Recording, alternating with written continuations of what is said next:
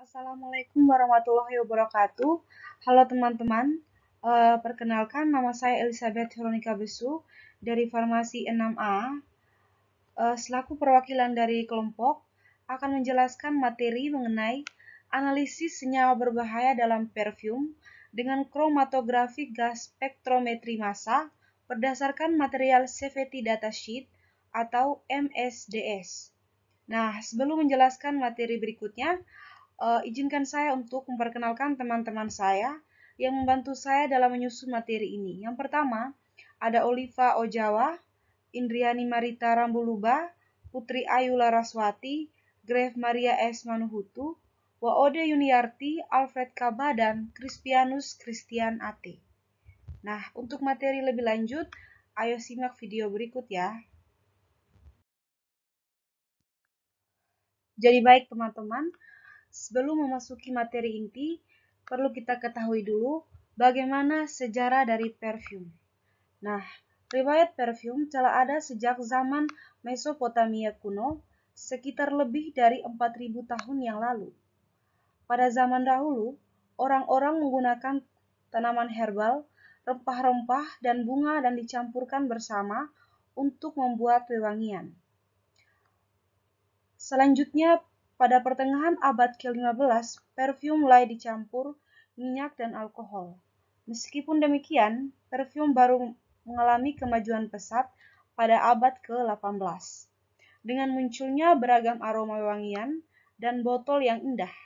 Setiap produk wewangian mengandung pelarut tambahan yang berfungsi sebagai media atau foundation, baik perfum itu asli atau sintesis. Nah, persentase kandungan bahan kimia dalam perfum antara lain kisarannya sekitar 30%, tergantung dari jenis produknya. Namun, dari beberapa analisa pasar, 95% bahan kimia yang terkandung di dalam produk wewangian adalah bahan kimia sintetik yang berbahan dasar petroleum yang merupakan turunan benzen, aldehid, atau zat yang umumnya terkenal beracun. Menurut Cook, ahli gizi holistik dan naturopati, sekaligus penulis buku kesehatan populer, mengatakan bahwa terdapat 500 lebih bahan kimia berbahaya yang menjadi bahan dasar pembuatan wewangian di perfum. Kebanyakan berasal dari bahan kimia sintesis dan diperoleh dari bahan petrokimia dan telah terbukti mengandung neutrofoksin atau racun yang bisa merusak pembuluh darah atau syaraf otak. Dan terdapat juga kandungan karsinogenik atau bahan yang dianggap sebagai penyebab kanker. Penelitian ini amat mengejutkan karena hampir semua wanita, bahkan pria, mengenakan perfum. Siapa sangka bahan kimia yang terkandung dalam perfum atau wewangian lain yang tak kalah berbahaya dibandingkan dengan bahan asap rokok. Ada beberapa alasan mengapa konsumen menggunakan perfum. Nah, dari hasil penelitian Bergaf dan Claudari, konsumen merasa lebih baik dan merasa lebih percaya diri setelah menggunakan perfum. Hasil dari penelitian lainnya dari Bergaf dan Claudari adalah bahwa konsumen menilai wangi perfum berada di urutan pertama yang dipertimbangkan pada saat akan membeli parfum. Urutan selanjutnya adalah merek, harga, dan kemasan perfum itu sendiri. Setelah mengetahui sejarah dari parfum, kita akan mengetahui apa pengertian dari parfum. Parfum adalah produk yang sudah tidak asing lagi dalam kehidupan sehari-hari. Apalagi saat ini aroma parfum yang ditawarkan sudah semakin beragam, baik yang dikhususkan untuk pria, wanita, ataupun untuk keduanya. Kata parfum sendiri berasal dari bahasa Latin perfumum yang berarti melalui asap. Setiap produk wewangian mengandung pelarut tambahan yang berfungsi sebagai media atau foundation, baik parfum itu asli ataupun sintesis.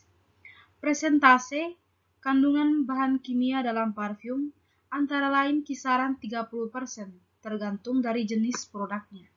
Namun, beberapa analisa pasar, 95% bahan kimia yang terkandung di dalam produk wewangian adalah bahan kimia sintetik yang berbahan dasar petroleum yang merupakan turunan benzen, aldehid atau zat yang umumnya terkenal beracun.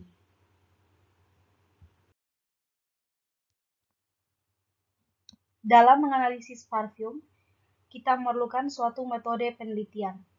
Nah, dalam metode penelitian ini, bahan yang digunakan adalah 3 sampel parfum dan aquades. Peralatan yang digunakan dalam penelitian ini adalah gas, kromatografi spektrometri massa, termometer, refraktometer, pignometer, gelas ukur 10 mili, pipet ukur 5 mili, labu ukur 10 mili, dan corong. Prosedurnya adalah penetapan berat jenis. Penetapan berat jenis dilakukan menggunakan pignometer ukuran 5 mili dalam keadaan bersih, kering, dan kosong dan ditimbang. Kemudian, pignometer diisi dengan aquades 5 mili dan ditimbang. Setelah itu, pignometer dibersihkan, dikeringkan, dan ditimbang. Pignometer diisi dengan sampel parfum, lalu ditimbang. Berikutnya adalah penetapan indeks bias. Penetapan indeks bias dilakukan dengan menggunakan refraktometer. Permukaan prisma refraktometer dibersihkan dengan aquades dan tisu, kemudian diteteskan senyawa cair atau sampel pada permukaan prisma. Setelah itu, ditutup dan dibiarkan berkas cahaya memasuki dan melewati senyawa cair. Diatur prisma agar warna cahaya pada layar dalam alat refraktometer tersebut menjadi 2 warna dengan batas yang jelas. Setelah itu, digeser tanda batasnya dengan menggunakan knop pengatur pada refraktometer sampai memotong titik perpotongan 2 garis diagonal yang saling berpotongan. Kemudian, diamati dan dibaca skala indeks bias yang terlihat pada refraktometer dan dicatat hasilnya.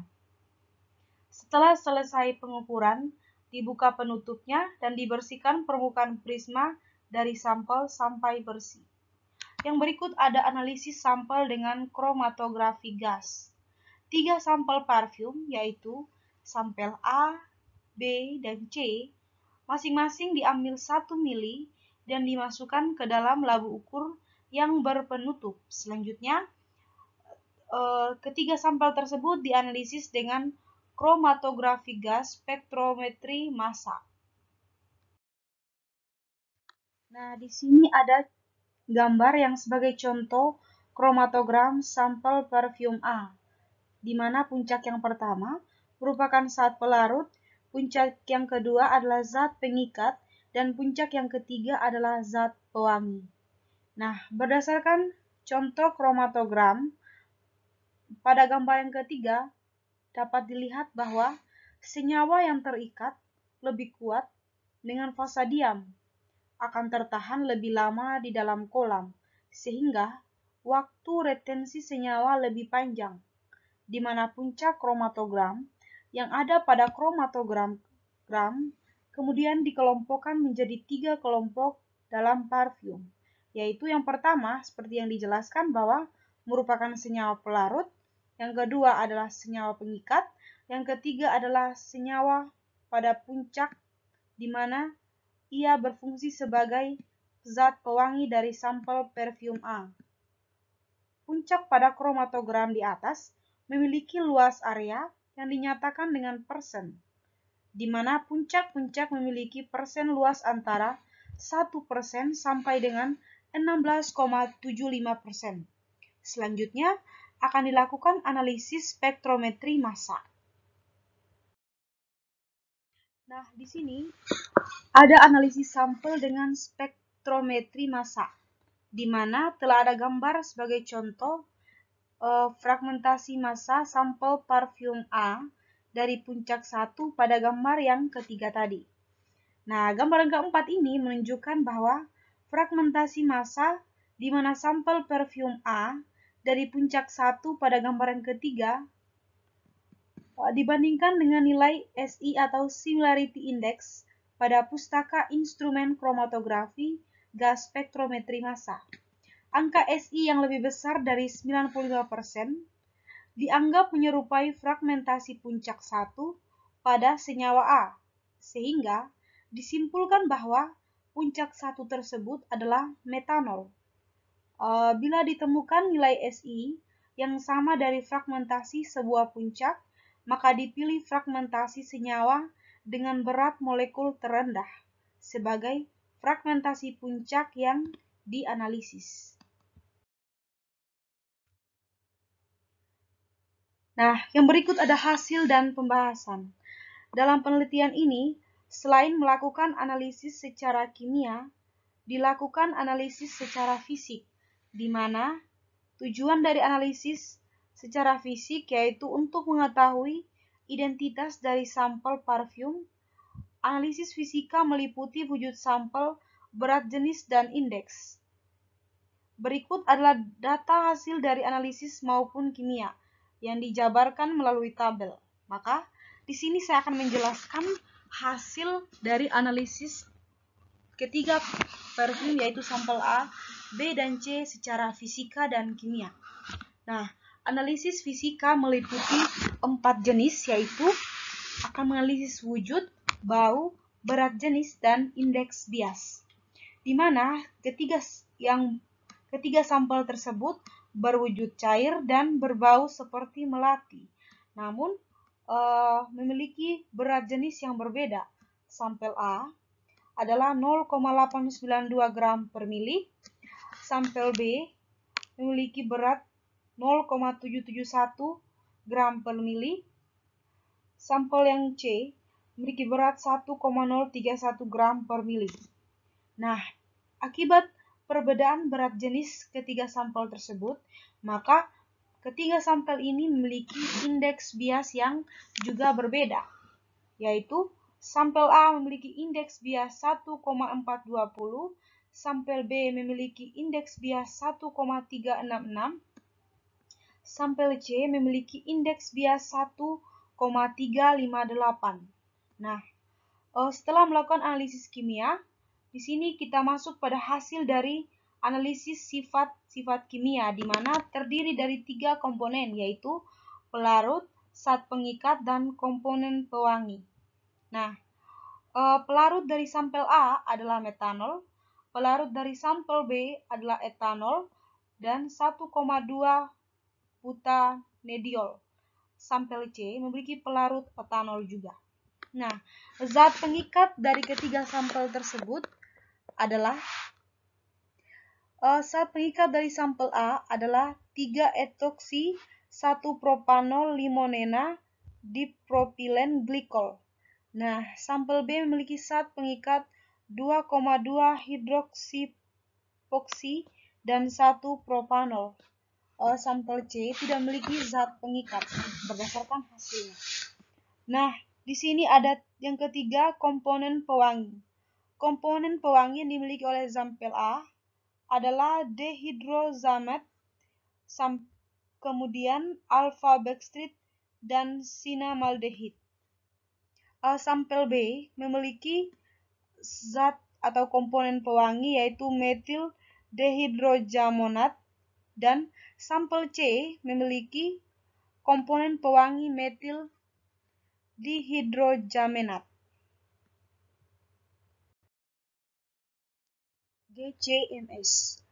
Identifikasi sampel parfum dengan menggunakan kromatografi gas dilakukan dengan cara sampel parfum diinjeksikan ke dalam ruang injeksi yang telah dipanaskan. Kemudian, sampel dibawa oleh gas pembawa melalui kolom untuk dipisahkan. Di dalam kolom, fase diam akan menahan komponen-komponen secara selektif berdasarkan koefisien distribusinya dan akan dialirkan ke detektor yang memberi sinyal untuk kemudian dapat diamati pada sistem pembaca. Identifikasi sampel parfum dengan menggunakan spektrometri massa dengan data spektra massa standar yang tersimpan dalam kepustakaan instrumen kromatografi gas spektroskopi massa. Perbandingan dilakukan dengan melihat nilai SI atau indeks spektra senyawa yang ada pada komputer. Nah, semakin tinggi nilai SI, maka senyawa itu akan semakin mirip dengan senyawa yang dianalisis, sehingga dapat ditampilkan bahwa sampel tersebut sama dengan senyawa yang memiliki SI tertinggi dalam data komputer yang diberikan komputer. Dengan metode ini, maka alat kromatografi gas spektrometer massa dapat digunakan untuk menentukan nama senyawa tanpa memerlukan senyawa standar yang digunakan dengan metode speaking pada kromatografi gas. Berikut adalah profil dari kromatogram dari setiap sampel. Nah, di sini ada hasil kromatogram dari parfum A, B, dan C, di mana berdasarkan data ini dapat kita artikan bahwa komposisi parfum kita kelompokkan menjadi 3 karena ketika kita hubungkan dengan data hasil spektrometri massa, senyawa tersebut terdiri dari pelarut, zat pengikat, dan zat wangi. Berikutnya, analisis komponen kimia dapat diuraikan sebagai berikut. Yang pertama, zat pelarut. Berdasarkan material Safety datasheet, etanol adalah senyawa yang mudah terbakar. Jika terjadi kontak langsung dengan mata, dapat menyebabkan iritasi, mata kemerahan, nyeri kornea, peradangan, dan kerusakan kornea.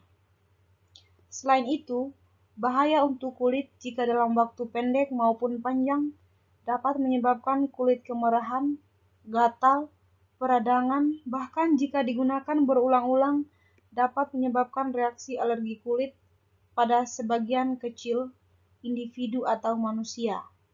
Namun, dari hasil penelitian didapatkan salah satu sampel dengan menggunakan pelarut etanol, di mana metanol dapat memberikan potensi berbahaya bagi tubuh.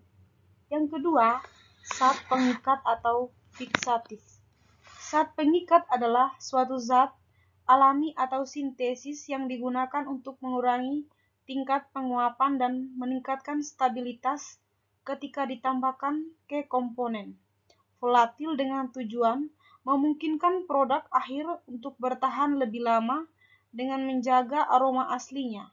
Berdasarkan tabel data di atas, diperoleh beberapa senyawa yang menjadi zat pengikat dari parfum.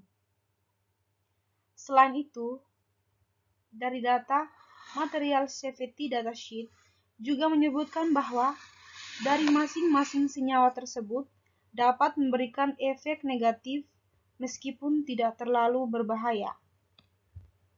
Yang pertama ada 1,2 butanediol, yaitu dapat menyebabkan cedera kornea dan dapat menyebabkan iritasi kulit.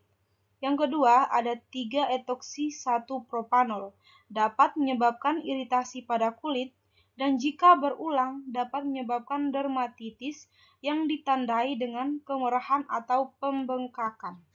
Yang ketiga, limonena untuk wewangian. Dalam material Safety datasheet, limonena memiliki potensi yang berbahaya seperti iritasi mata dan iritasi kulit. Berdasarkan data material Safety datasheet, dipropilen glikol dapat menyebabkan iritasi mata ringan, sementara kontak yang terlalu lama tidak akan menyebabkan iritasi kulit yang signifikan. Yang kelima, 2,2-hidroksiproksi-1-propanol.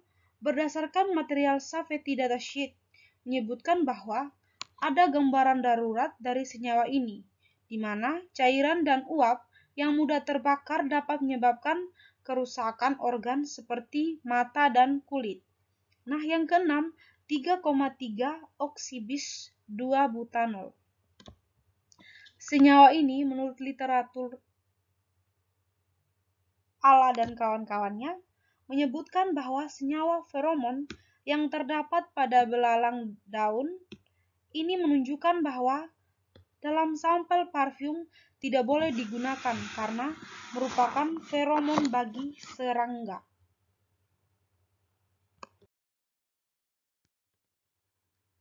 Yang ketiga, zat pewangi. Zat pewangi dalam parfum merupakan komponen yang sangat penting. Tidak hanya dalam parfum, hampir semua produk memiliki komponen pewangi, mulai dari produk rumah tangga seperti sabun, shampoo, dan pengharum ruangan. Berdasarkan tabel komposisi kimia di atas, diperoleh komponen zat pewangi dari ketiga parfum adalah metal dihidrojasmonat, di mana metil dihidrojasmonat adalah ester dan senyawa aroma difusi dengan bau samar-samar mirip dengan melati. Senyawa ini digunakan sebagai zat pewangi dalam parfum. Dalam MSDS, metal dihidrojasmonat tidak berbahaya bagi kesehatan tubuh sehingga masih baik digunakan sebagai zat pewangi dalam parfum. Dalam penelitian ini, senyawa metil dihidrojasmonat merupakan senyawa pokok dari komponen zat pewangi pada ketiga sampel parfum tersebut.